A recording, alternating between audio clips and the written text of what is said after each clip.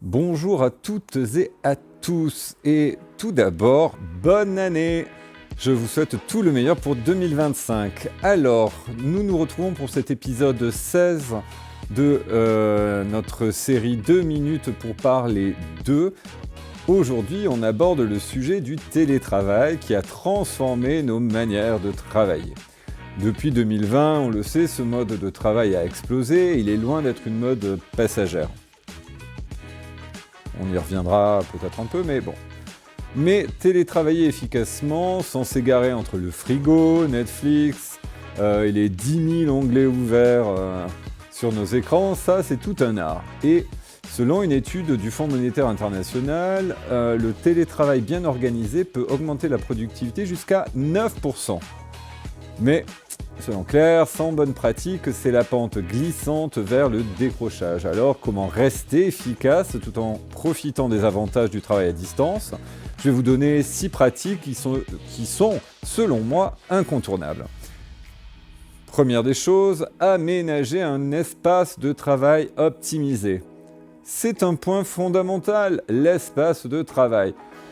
Soyons clairs, travailler sur une table basse, entre deux coussins, c'est plutôt sympa, c'est mignon, ouais. Mais votre dos vous dira merci si vous optez pour un véritable bureau. Selon Culture RH, un espace dédié augmente la concentration de près de 15%. Donc prévoyez une chaise ergonomique et, si possible, un coin calme. Ensuite, instaurez une routine de travail claire. Le télétravail, c'est la flexibilité, mais pas la désinvolture. Créer des horaires fixes et réguliers aide votre cerveau à rester en mode productif. Définissez une heure de début et de fin et surtout préservez vos pauses. C'est important. Selon francemu.gouv, prendre une vraie pause de 15 minutes toutes les 90 minutes permet de maintenir une efficacité cognitive optimale.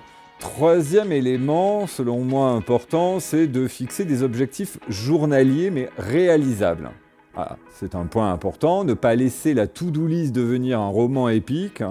Priorisez vos tâches en fonction de leur importance. Selon une analyse de Shopify, les tâches réalisées en priorité le matin augmentent la productivité de 20%. Alors n'attendez pas 16h ou 17h pour que les projets qui demandent le plus de concentration soient abordés. Alors, je vous donne un petit tips comme ça. Moi, j'utilise la méthode des 3 priorités par jour. Simple, mais efficace. Autre élément également que j'utilise, c'est la matrice d'Eisenhower. Ce sujet est développé dans le podcast. Ne coupez pas les ponts avec vos équipes. Le télétravail peut être synonyme d'isolement. Pour l'éviter, prévoyez des points de synchronisation réguliers avec vos collègues. Que ce soit un daily meeting rapide, 5 minutes, ça peut suffire, ou un check-in hebdomadaire, l'important est de garder le contact. Une étude de Shopify souligne que les entreprises qui encouragent les interactions hebdomadaires augmentent la satisfaction des équipes de 35%. Alors, n'oubliez pas les pauses café virtuelles pour un brin de détente. Autre élément également, autre bonne pratique, c'est de limiter les distractions. Supprimer les notifications, les réseaux sociaux, les appels, le télétravail peut vite devenir un marathon d'interruptions.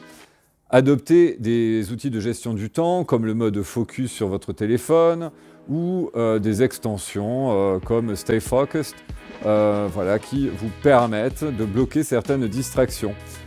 Enfin, 6e et dernier conseil, favorisez des rituels de fin de journée. La tentation de prolonger sa journée sans fin est réelle, mais attention au surmenage. Créez un rituel de déconnexion, fermez votre agenda, rangez votre bureau ou faire une petite balade dès que vous avez terminé. Enfin, vous l'aurez compris, le télétravail peut être un allié puissant de la productivité, mais à condition de respecter quelques règles simples. Aménagement, routine, objectif et communication. En appliquant ces bonnes pratiques, vous éviterez le syndrome Je ne sais pas d'ailleurs s'il y a un nom pour ça, mais Netflix boulot. Alors, si vous êtes prêt à booster votre efficacité tout en restant chez vous, il n'y a plus qu'à. Dites-moi en commentaire quelle est votre astuce télétravail préférée. N'oubliez pas, une bonne journée commence par un bon café, une stratégie bien ficelée. Alors, je vous remercie pour ces 2 minutes passées ensemble. Merci d'avoir regardé cette vidéo. Si le contenu vous a plu, n'hésitez pas à liker, partager. Vous aurez le sujet davantage développé au travers de notre podcast qui est disponible sur la plateforme Spotify et bientôt sur Apple. Je vous souhaite une excellente journée, à bientôt. Ciao.